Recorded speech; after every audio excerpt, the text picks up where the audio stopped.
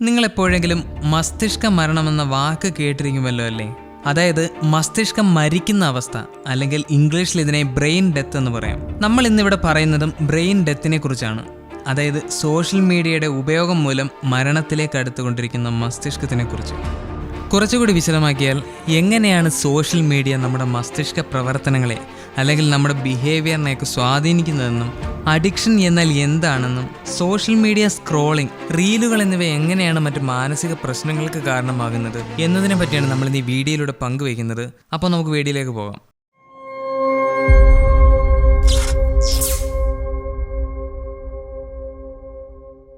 ഈ വീഡിയോ കാണുന്ന എത്ര പേർക്ക് ഒരു ദിവസം കുറഞ്ഞതൊരു ബുക്കിൻ്റെ ഒരു 500 പേജെങ്കിലും വായിക്കാനാകും? അത് വേണ്ട, ഒരു 100 പേജെങ്കിലും. അതും വേണമെന്നില്ല, ഒരു 3 മണിക്കൂറുള്ള ഒരു ഡോക്യുമെൻ്ററി എത്ര പേർക്ക് ക്ഷമയോടെ മുഴുവനായും ശ്രദ്ധ കേന്ദ്രീകരിച്ചിരുന്ന് കാണാൻ കഴിയും? ഇത് കാണുന്ന ഒട്ടുമിക്ക ആളുകൾക്കും സാധിക്കില്ല എന്നതാണ്. മറ്റൊരു ഉദാഹരണം പറഞ്ഞാൽ, നിങ്ങൾ വളരെയധികം ആഗ്രഹിച്ച ഒരു സാധനം വാങ്ങിയിട്ട്, അതും അല്ലെങ്കിൽ സ്വന്തമായ ഒരു യൂട്യൂബ് ചാനലൊക്കെ തുടങ്ങിയിട്ട് അത് പാതി വഴിയിൽ ഉപേക്ഷിക്കുക, അല്ലെങ്കിൽ നാളെ മുതൽ എന്തെങ്കിലും ഒരു കാര്യം ചെയ്യാമെന്ന് പറഞ്ഞിട്ട് 2 ദിവസം വന്നിട്ട് പിന്നെ ആളുടെ പൊടി പോലും കാണില്ല. ഇത് നാശത്തിലേക്ക് പോകുന്ന ഒരു മസ്തിഷ്കത്തിന്റെ സൂചനയാണ്. ഇനി നമുക്ക് ഇത് എന്തുകൊണ്ടാണെന്ന് മനസ്സിലാക്കേണ്ടതുണ്ട്. അതിനാദ്യം ഡോപ്പമിൻ എന്താണെന്ന് മനസ്സിലാക്കാം. ഡോപ്പമിൻ എന്ന് പറയുന്നത് ഒരു ന്യൂറോ ട്രാൻസ്മിറ്റർ ആണ്. അതായത് നമുക്കൊരു ഹാപ്പി ഫീൽ കിട്ടുന്നത് നമ്മുടെ മസ്തിഷ്കത്തിൽ ഈ ഡോപ്പമിൻ റിലീസ് ആകുമ്പോഴാണ്. നമ്മൾ എന്തെങ്കിലും ഒരു ഇഷ്ടമുള്ള ഒരു ആക്ടിവിറ്റി ചെയ്യുമ്പോഴോ, അല്ലെങ്കിൽ ഒരു ബുക്ക് വായിക്കുമ്പോഴോ, അതുമല്ലെങ്കിൽ ഒരു ഗോൾ സെറ്റ് ചെയ്ത് ഒരു ടാസ്ക് തീർക്കുമ്പോഴോ, മറ്റ് സോഷ്യൽ മീഡിയ ഉപയോഗിക്കുമ്പോഴുമൊക്കെ നമ്മുടെ മസ്തിഷ്കത്തിലുണ്ടാകുന്നത് ഈ ഡോപ്പമിൻ തന്നെയാണ്. അങ്ങനെ ഈ ഡോപ്പമിൻ റിലീസ് ആകുന്നത് കൊണ്ട് തന്നെ നമുക്കൊരു ഹാപ്പി ഫീലിംഗ് കിട്ടുകയും ചെയ്യും. അപ്പോൾ ഇവിടെ എവിടെയാണ് മസ്തിഷ്കത്തിന് വളരെയധികം ദോഷം ചെയ്യുന്നതെന്ന് നമുക്ക് നോക്കേണ്ടതുണ്ട്. ഇവിടെ ഒരു 1000 പേജുള്ള ഒരു ബുക്ക് വായിച്ചു കഴിയുമ്പോൾ നിങ്ങൾക്കുണ്ടാകുന്ന ഒരു ഡോപ്പമിൻ റിലീസും നമ്മൾ ഇൻസ്റ്റഗ്രാമിൽ ഒരു റീല് കാണുമ്പോഴുണ്ടാകുന്ന ഒരു ഡോപ്പമിൻ റിലീസും ഒരുപോലെയല്ല. നമ്മുടെ ബ്രെയിനിൽ ഡോപ്പമിൻ്റെ അളവ് എപ്പോഴും വളരെ സാവധാനം കൂടിയും വളരെ സാവധാനം മാത്രം കുറയുകയുമാണ് സാധാരണയായി ചെയ്യേണ്ടത്.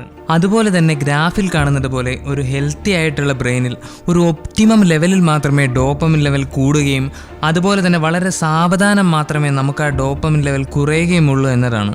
ഈ പറഞ്ഞത് ഒരു സാധാരണ ബ്രെയിൻ്റെ അല്ലെങ്കിൽ ഒരു ഹെൽത്തി ആയിട്ടുള്ള ബ്രെയിൻ്റെ ഫംഗ്ഷനാണ്. എന്നാൽ ഇവിടെ നാം സോഷ്യൽ മീഡിയ ഉപയോഗിക്കുമ്പോഴുള്ള ഏറ്റവും വലിയ പ്രശ്നം എന്നത് ദൈർഘ്യം കുറവുള്ള വീഡിയോകളാണ്. ഉദാഹരണമായി ഇൻസ്റ്റാഗ്രാം റീൽ തന്നെ എടുക്കാം. ഈ ഷോർട്ട് വീഡിയോകളുടെ ഏറ്റവും വലിയ പ്രശ്നം എന്ന് പറയുന്നത് പെട്ടെന്നുണ്ടാകുന്ന ഡോപ്പമിൻ ഹിറ്റാണ്. അതായത് ഒരു റീൽ കാണുമ്പോൾ തന്നെ വളരെ പെട്ടെന്ന് ഡോപ്പമിൻ കൂടുകയും വളരെ പെട്ടെന്ന് തന്നെ ഡോപ്പമിൻ ലെവൽ താഴേക്ക് കുറയുകയും ചെയ്യുന്നു എന്നതാണ് ഈ ഷോർട്ട് വീഡിയോകളുടെ ഏറ്റവും വലിയ പ്രശ്നം എന്നത്. അതുമാത്രമല്ല, ഇനിയും ഡോപ്പമിൻ വേണമെന്ന സിഗ്നൽ മസ്തിഷ്കം പുറപ്പെടുവിക്കുകയും നാം അടുത്ത റീലിലേക്ക് സ്വൈപ്പ് ചെയ്യുകയുമാണ് ചെയ്യുന്നത്. ഇങ്ങനെ കണ്ടിന്യൂസ് ആയി തുടരുമ്പോൾ തന്നെ നമ്മുടെ ബ്രെയിന് ഇത് ഇല്ലാതെ പറ്റില്ല എന്നൊരു അവസ്ഥയും ഉണ്ടാകും. റീൽ കണ്ട് ഫോൺ മാറ്റിവെച്ചതിന് ശേഷം ഒരു 10 മിനിറ്റ് പോലും ആയി കാണില്ല, പിന്നെയും അറിയാതെ തന്നെ ഫോൺ എടുത്ത് റീൽസ് കാണാൻ തുടങ്ങും. ഇതില്ലാതെ പറ്റില്ല എന്നൊരു അവസ്ഥയും ഉണ്ടാകും. ഇതിനെയാണ് നമ്മൾ അഡിക്ഷൻ എന്ന് പറയുന്നത്. ഇതേ അവസ്ഥയാണ് ഡ്രഗ്സ് യൂസ് ചെയ്യുന്നവരിലും സംഭവിക്കുന്നത്. അതുകൊണ്ട് തന്നെ ഇങ്ങനെ നിമിഷങ്ങൾക്കുള്ളിൽ ഡോപ്പമിൻ ഹിറ്റ് ഉണ്ടാകുമ്പോൾ നിങ്ങളുടെ മസ്തിഷ്കം ഒരിക്കലും 100 പേജ് ഒരു ദിവസം എടുത്ത് വായിച്ച് ഡോപ്പമിൻ ഉണ്ടാക്കാമെന്നുള്ള വഴി തിരഞ്ഞെടുക്കില്ല. കാരണം മസ്തിഷ്കത്തിൻ്റെ സാധാരണയുള്ള ഒരു സ്വഭാവം തന്നെ എത്രയും കുറച്ച് എനർജി ഉപയോഗിച്ച് മാക്സിമം ഔട്ട്പുട്ട് ഉണ്ടാക്കാമെന്ന് ആലോചിക്കുന്ന ഒരു അവയവം കൂടിയാണ് മസ്തിഷ്കം എന്നത്. അതുകൊണ്ട് തന്നെ ഒരു ദിവസം എടുത്ത് 100 പേജുള്ള ഒരു ബുക്ക് വായിക്കുന്നതിലും അല്ലെങ്കിൽ 3 മണിക്കൂറുള്ള ഒരു ഡോക്യുമെൻ്ററി കണ്ടിട്ട് വളരെ സാവധാനം ഡോപ്പമിൻ റിലീസ് ചെയ്യുക എന്ന് പറയുന്നത് വളരെ എനർജി ചെലവുള്ള പണിയാണ്. അതായത് ഓരോ പ്രവൃത്തി ചെയ്യുമ്പോഴും മസ്തിഷ്കത്തിൻ്റെ വിവിധ ഭാഗങ്ങളാണ് പ്രവർത്തിക്കുന്നത്. അതായത് വാക്കുകൾ, നമ്മൾ വായിക്കുന്ന വാക്കുകൾ മെമ്മറിയിൽ നിന്നെടുക്കണം, വാക്കുകളുടെ അർത്ഥം അത് മറ്റൊരു മേഖലയിലായിരിക്കും പ്രവർത്തിക്കുന്നത്. അതുപോലെ തന്നെ ഈ വാക്കുകൾ ഒരുമിച്ച് ചേരുമ്പോഴുണ്ടാകുന്ന അർത്ഥം എന്നിവയും, ഇവ ഓരോന്നും മസ്തിഷ്കത്തിൻ്റെ ഓരോ ഭാഗങ്ങളാണ് കൈകാര്യം ചെയ്യുന്നത്. ഇതെല്ലാം ഒരുമിച്ച് പ്രവർത്തിപ്പിക്കുക എന്നത് മസ്തിഷ്കത്തിന് എനർജി കൂടുതൽ വേണ്ടുന്നൊരു പണിയാണ്. ഇതൊന്നും പോരാതെ ഓരോ വാചകങ്ങളും ഓരോ പാരഗ്രാഫുകളും ഓരോ പേജും തമ്മിൽ കണക്ട് ചെയ്യുകയും ഈ 3 ദിവസത്തെ മുഴുവൻ കഥയും ഓർത്ത് വെക്കുകയും ചിന്തിക്കുകയും വേണം. ഇത് മസ്തിഷ്കത്തിൻ്റെ ഒരു ഒന്നൊന്നര പണിയാണ്. എന്നാൽ സ്വാഭാവികമായും മടിയനായ എനർജി എങ്ങനെ കുറയ്ക്കണമെന്ന് ചിന്തിക്കുന്ന മസ്തിഷ്കം നോക്കുമ്പോൾ എന്തുകൊണ്ടും ഏറ്റവും നല്ലത് റീൽ കാണുന്നത് തന്നെയാണ്. കാരണം ഒരു 1000 പേജുകളുള്ള ഒരു ബുക്ക് എടുത്ത് 3 ദിവസം കൊണ്ട് വായിക്കുമ്പോൾ കിട്ടുന്ന ഡോപ്പമിനേക്കാളും എത്രയോ നല്ലതാണ് ഒരു 10 മുതൽ 15 സെക്കൻഡുള്ള റീൽ കണ്ട് പെട്ടെന്ന് ഡോപ്പമിൻ റിലീസ് ചെയ്യാൻ കഴിയുന്നത്. കാരണം വായിക്കേണ്ട വാക്കുകളുടെ അർത്ഥം തിരയേണ്ട കാര്യമില്ല, 3 ദിവസത്തേക്ക് കാത്തിരിക്കേണ്ടതുമില്ല. ഒരു 10-15 സെക്കൻഡുകൾക്കുള്ളിൽ ഒരു റീൽ കാണുമ്പോൾ കിട്ടുന്ന ഹൈ ഡോപ്പമിൻ ഹിറ്റ് എന്നത് നമ്മുടെ മസ്തിഷ്കത്തിന് ഏറ്റവും ഇഷ്ടപ്പെടുന്ന ഒരു പരിപാടിയാണ് എന്നതാണ്. നമ്മൾ സ്വൈപ്പ് ചെയ്ത് ഒരു ദിവസം ഒരു 50 റീൽ കാണുന്നു എന്നിരിക്കട്ടെ, എന്തായിരിക്കും സ്ഥിതി? ഫോൺ താഴെ വെക്കാൻ സമയം കാണില്ല എന്നതാണ്. ഒരു ഡ്രഗ് യൂസ് ചെയ്യുന്നത് പോലെ തന്നെയാകും ഇത്. അതുകൊണ്ട് തന്നെ അങ്ങനെ റീൽ അഡിക്റ്റ് ആയവർക്ക് ഒരു ബുക്ക് വായിക്കാനോ അല്ലെങ്കിൽ ഒരു ലോങ് ടൈം ഗോളുകൾ സെറ്റ് ചെയ്ത് അച്ചീവ് ചെയ്യാനോ ഒന്നിനും വേണ്ടി ഹാർഡ് വർക്ക് ചെയ്യാനോ അതുമല്ലെങ്കിൽ ഒരു 3 മണിക്കൂറുള്ള ഒരു വീഡിയോ പോലും കാണാനുള്ള ക്ഷമ പോലും കാണില്ല എന്നതാണ്. ഇത് ഇൻസ്റ്റഗ്രാമിന്റെ മാത്രം പ്രശ്നമാണെന്നുള്ള തെറ്റിദ്ധാരണ വേണ്ട. നമ്മൾ സ്ഥിരം ഉപയോഗിക്കുന്ന വാട്സപ്പിൽ തന്നെ ഓഡിയോ 2x-ലും 3x-ലും കേൾക്കുമ്പോഴും ഇത് തന്നെയാണ് സംഭവിക്കുന്നത്. അതായത് റിയൽ ടൈമിൽ സംസാരിക്കുന്ന ഒരു സ്പീഡിൽ തന്നെയാണ് 1x എന്ന ഓപ്ഷൻ ഉള്ളത്. എന്നാൽ 2x 3xൽ കേൾക്കുമ്പോൾ നമ്മൾക്ക് 1xൽ കേൾക്കുന്നതിനോടുള്ള താല്പര്യം കുറഞ്ഞു വരികയും നേരിട്ടുള്ള സംഭാഷണങ്ങളും 1x സ്പീഡ് ആയതുകൊണ്ട് തന്നെ വളരെ പെട്ടെന്ന് ബോറാകുകയും ഡിസ്ട്രാക്റ്റഡ് ആകുകയും ചെയ്യുന്നു എന്നതാണ് ഇതിന് കാരണം. എന്നാൽ ഇത് സ്ഥിരമാകുമ്പോൾ നമ്മുടെ മസ്തിഷ്കം തന്നെ റീവെയർ ചെയ്ത് ഈ രീതിയിലേക്ക് മാറ്റുന്നു എന്നതാണ്. ഇതിനെ നമ്മൾ ന്യൂറോ പ്ലാസ്റ്റിസിറ്റി എന്നാണ് പറയുന്നത്. അതായത് നമ്മൾ എന്ത് ചെയ്യുന്നു എന്നതനുസരിച്ച് നമ്മുടെ ബ്രെയിനിന് സ്വയം റീവയർ ചെയ്യാൻ കഴിയുമെന്നതാണ്. അതായത് ഒരു വീട്ടിലെ വയറിംഗ് പോലെ തന്നെ തെറ്റായി കിടക്കുന്ന വയറിംഗ് ശരിയാക്കാൻ ഒരു ഇലക്ട്രീഷ്യന് സാധിക്കുന്നത് പോലെ തന്നെ നമ്മുടെ മസ്തിഷ്കത്തിന് തെറ്റായി റീവയർ ചെയ്യാനും അത് ശരിയാക്കി നല്ലതാക്കാനും സ്വയം കഴിയുമെന്നതാണ്. ഇതിനെയാണ് നമ്മൾ ന്യൂറോ പ്ലാസ്റ്റിസിറ്റി എന്ന് പറയുന്നത്. പക്ഷേ ഇതൊരു പരിധി വിട്ടു കഴിഞ്ഞാൽ അത് മറ്റു ആങ്സൈറ്റി, ഡിപ്രഷൻ എന്നിവയിലേക്ക് പോകുമെന്നതാണ്. എന്നാൽ ഇതൊരു പരിധിക്കപ്പുറം നമുക്ക് നമ്മുടെ മസ്തിഷ്കത്തിനെ തിരികെ കൊണ്ടുവരാൻ കഴിയും. വളരെ പതുക്കെ തന്നെ റീൽസ് കാണുന്നതിലും കൂടുതൽ കുറഞ്ഞത് 2 മണിക്കൂറെങ്കിലുമുള്ള ഡോക്യുമെന്ററികളോ ഇടയ്ക്കിടയ്ക്കെങ്കിലുമൊക്കെ കാണുക എന്നതാണ്. ഒരു ദിവസം കുറഞ്ഞതൊരു 10 പേജുകളെങ്കിലും വായിക്കാൻ ശ്രമിക്കുക. ക്രമേണ ഈ പേജിന്റെ എണ്ണം കൂട്ടിക്കൊണ്ടുവരിക എന്നത് ഈ സോഷ്യൽ മീഡിയ അഡിക്ഷനിൽ നിന്നുള്ള ഒരു നല്ല പരിഹാര മാർഗമാണ്. കാരണം വളരെ ലെങ്തി വീഡിയോസ് കാണുമ്പോൾ ഒരിക്കലും നമുക്ക് പെട്ടെന്ന് ഡോപ്പമിൻ റിലീസ് ആകുകയുമില്ല.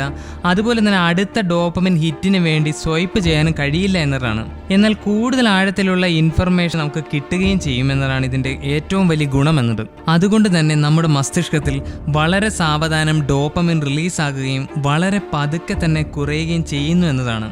ഇങ്ങനെ ചെയ്യുന്നത് കൊണ്ട് തന്നെ നമുക്ക് ലോങ് ടേം ഗോളുകൾ വളരെ ഈസിയായി അനായാസമായി അച്ചീവ് ചെയ്യാൻ സാധിക്കുന്നു എന്നതാണ് ഇതിന്റെ ഏറ്റവും വലിയ ഗുണമെന്നത്. നമ്മൾ മുൻപ് പറഞ്ഞതുപോലെ ബ്രെയിൻ പ്ലാസ്റ്റിസിറ്റിയാണ് ഇതിന് സഹായിക്കുന്നത്. അതായത് ഒരു ശരാശരി ബ്രെയിനിൽ മില്യൺസോളം ന്യൂറോൺസുകളുണ്ട്. എന്നാൽ ഇത്രയും ന്യൂറോൺസുകൾ ഉണ്ട് എന്നതിലല്ല, ഈ ന്യൂറോണുകൾ എങ്ങനെ കണക്ട് ചെയ്യപ്പെട്ടിരിക്കുന്നു എന്നതാണ് നമ്മുടെ ബിഹേവിയറിനെയും നമ്മുടെ ഹാബിറ്റ്സിനെയും നമ്മുടെ ഇൻ്റലിജൻസിനെയും എല്ലാം സഹായിക്കുന്നത്. എത്ര വലിയ ബ്രെയിൻ എന്നത് മാത്രമല്ല, എത്രത്തോളം ന്യൂറോൺസ് കണക്ഷൻ ഉണ്ട് എന്നതാണ് ഐസക് ന്യൂട്ടനെയും ആൽബർട്ട് ഐൻസ്റ്റീനെയും ലോക പ്രശസ്തരാക്കുന്നത്. ഇതെങ്ങനെയാണെന്ന് കൂടി നോക്കാം. നമ്മുടെ മസ്തിഷ്കം പ്രവർത്തിക്കുന്നത് ന്യൂറോൺസിന്റെ സഹായത്താലാണ്. അതായത് മില്യൺസോളം ന്യൂറോൺസ് നമ്മുടെ മസ്തിഷ്കത്തിലുണ്ട്. എന്നാൽ ഇവ സ്വതന്ത്രമായാലും നിൽക്കുന്നത്. ഈ ന്യൂറോണുകൾ തമ്മിൽ വളരെ കണക്റ്റഡ് ആണ്. നമ്മൾ ഏതൊരു പുതിയ കാര്യം പഠിക്കുമ്പോഴും അല്ലെങ്കിൽ വായനയിലൂടെയും നമ്മുടെ ബ്രെയിനിൽ പുതിയ ന്യൂറോണുകൾ ഉണ്ടാകുന്നുണ്ട്. ഈ ഒരു പ്രോസസ്സിനെയാണ് ന്യൂറോജെനിസിസ് എന്ന് പറയുന്നത്. പ്രത്യേകിച്ച് എന്ത് പുതിയ കാര്യം പഠിക്കാൻ ശ്രമിക്കുമ്പോഴും പുതിയ ന്യൂറോണുകൾ ഉണ്ടാകുകയും ആ ന്യൂറോണുകൾ വളരെ സ്ട്രോങ് ആകുകയും ചെയ്യുന്നു എന്നതാണ്. ഉദാഹരണമായി പറഞ്ഞാൽ, നമ്മൾ ആദ്യം കാർ ഓടിക്കാൻ പഠിക്കുമ്പോഴും അത് ഓടിച്ച് 1 വർഷം കഴിയുമ്പോഴും നാം ആദ്യം വാഹനം ഓടിച്ച പോലെ ആയിരിക്കില്ലല്ലോ 1 വർഷം കഴിയുമ്പോൾ നാം വാഹനം ഓടിക്കുന്നത്. അതായത് നാം എന്ത് കാര്യമെങ്കിലും നിരന്തരം, അതായത് ദിവസവും ചെയ്യുന്ന ഏതൊരു ആക്ടിവിറ്റിയും നമുക്ക് ഓരോ ദിവസം കഴിയുമ്പോഴും അനായാസം ചെയ്യാൻ കഴിയുന്നു എന്നതാണ്. ഇതെങ്ങനെയാണ് സംഭവിക്കുന്നതെന്നാൽ, നമ്മുടെ മസ്തിഷ്കത്തിലെ ന്യൂറോണുകൾ തമ്മിലുള്ള കണക്ഷൻസ് കൂടുകയും നമ്മൾ ഡെയിലി കാർ ഓടിക്കാൻ പ്രാക്ടീസ് ചെയ്യുന്നതിലൂടെ ആ കണക്ഷൻസിന്റെ പാത്ത് വേ സ്ട്രോങ് ആകുകയും ചെയ്യുന്നു എന്നതാണ് നമുക്ക് വളരെ അനായാസം കാർ ഓടിക്കാൻ കഴിയുന്നതിന് കാരണമെന്നത്. ഇങ്ങനെ പാത്ത് വേ സ്ട്രോങ് ആകുന്നത് കൊണ്ട് തന്നെ ന്യൂറോണുകൾ തമ്മിലുള്ള കമ്മ്യൂണിക്കേഷൻ വളരെ വേഗത്തിലാകുകയും നമുക്ക് 1 വർഷമോ നിശ്ചിത മാസമോ കഴിയുമ്പോൾ അനായാസം കാർ സുഗമമായിട്ട് ഓടിക്കാൻ സാധിക്കുന്നു എന്നതാണ്. ഇങ്ങനെ ന്യൂറോണുകളുടെ പാത്ത് വേ സ്ട്രോങ് ആക്കി കമ്മ്യൂണിക്കേഷൻ വളരെ എളുപ്പത്തിലാക്കാൻ സഹായിക്കുന്നത് ബ്രെയിനിലെ ന്യൂറോണുകളിലുള്ള മൈലിൻ ഷീത്തുകളുടെ സഹായത്താലാണ്. അതുപോലെ തന്നെ നമ്മൾ ദിവസവും കൂടുതലായി റീൽ കാണുന്നതാണ് പ്രാക്ടീസ് ചെയ്യുന്നതെങ്കിൽ ഇവിടെ സംഭവിക്കുന്നത് പെട്ടെന്നുള്ള ഡോപ്പമിൻ ഹിറ്റ് മൂലം നമ്മളുടെ പേഷ്യൻസ് അല്ലെങ്കിൽ ക്ഷമ എന്നത് നഷ്ടപ്പെടുകയും വളരെ ഷോർട്ട് വീഡിയോ മാത്രം കാണാൻ തുടങ്ങുകയും ചെയ്യുന്നു എന്നതാണ്. ഇതിന് കാരണം നമ്മുടെ ട്രെൻഡുകളും ന്യൂജൻ സാങ്കേതിക വിദ്യകളും വളരെ പെട്ടെന്ന് വളർന്നെങ്കിലും നമ്മുടെ മസ്തിഷ്കം അല്ലെങ്കിൽ ബ്രെയിൻ എന്ന് പറയുന്നത് ഇപ്പോഴും പുതിയ രീതിയുമായി അഡാപ്റ്റ് ചെയ്യാൻ സാധിച്ചിട്ടില്ല എന്നതുകൊണ്ടാണ്. അപ്പോൾ ഇതുവരെ നമ്മൾ പങ്കുവെച്ച കാര്യങ്ങളെല്ലാം എല്ലാവർക്കും മനസ്സിലായെന്ന് വിചാരിക്കുന്നു. അപ്പോൾ ഇനി അടുത്ത ടോപ്പിക്കുമായി വരുന്നവരെ ബൈ.